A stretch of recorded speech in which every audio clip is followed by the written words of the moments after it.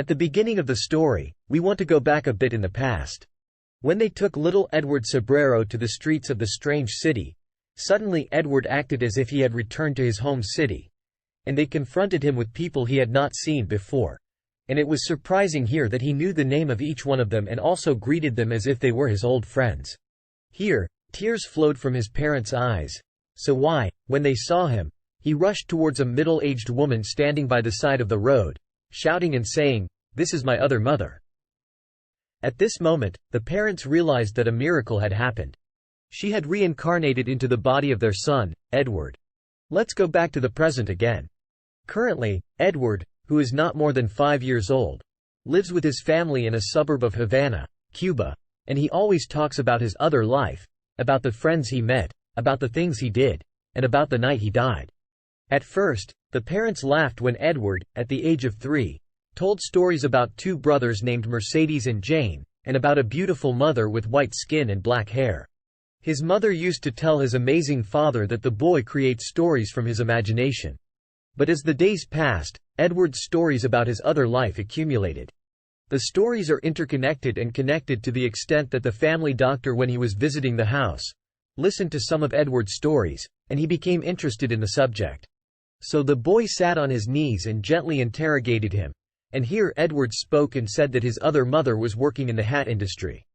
And she used to send him on missions to nearby stores, especially to drugstores, which had lower prices than other stores. And that he preferred long rides so that he could enjoy riding the bicycle, which they put in a room on the ground floor. Edward told the doctor that he was seriously ill, and how his mother wept so badly. Especially when the ambulance arrived to take him to the hospital. He said that he did not reach a hospital, as he died inside the car before arriving on the road. Edward Said, at that moment I remember looking at the flickering lights that were dancing inside the car. As a result of the road lights relay and lampposts, those lights gradually began to fade. I was tired, but I wasn't afraid or sad. The doctor asked him, "What was your name?"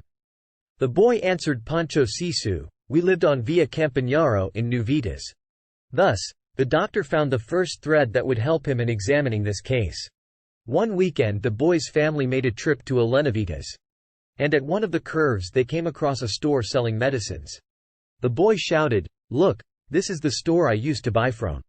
And the boy escaped from his parents, rushing towards the other curve of the road until he reached Via Campagnaro, and house number 69, shouting, "This is my house."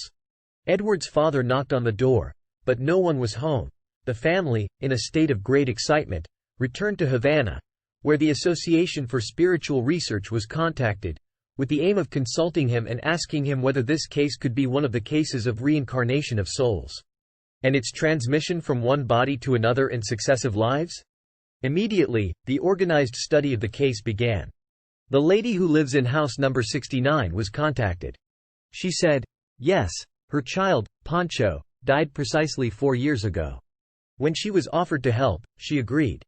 The boy Edward returned again to New Vitas, accompanied by a body of researchers, and they were carrying with them the file that includes all the stories that Edward told about his previous life, his mother, who claims Amparo, his father, who claims Piro, and his brother. The file included a full description of the area in which he lived, especially that railway, the one behind the house, and how his father used to work in a post office and used to go to work on a blue bicycle. He mentioned the names of the places and cities that the family traveled to on their trip and described precisely what happened on these trips. He talked about a dog he owned and his name was Talua. He told about the unfortunate end of that dog, Ben. Tram wheels. The astonishment of the body of researchers was extreme when the lady reported the sincerity of Edward's words and the accuracy and detail of his words. Just as these situations were not possible for anyone other than her son Pancho to know their details. The meeting between Edward and Mrs. Sisso was organized by the research team as follows. Mrs. Sisso stands in the middle of a road crowded with pedestrians, while Edward walks with his mother in the same way. When this was done, the boy stopped walking when he saw Mrs. Sisso. He immediately shouted with great excitement, "This is my other mother over there at the shop window." Mrs. Cabrero cried and Mrs. Sisso was dragged away, unable to face this strange phenomenon. He also met Pancho's friends and was able to call them by their names, which only Pancho used to call them. To this day, Edward still amazes his parents with new details about his previous life. They made sure with the passage of days that their son had been reincarnated by the spirit of another child who had passed away. Click follow to receive all new novels and forget to like the video and share your opinion about the story if you like it.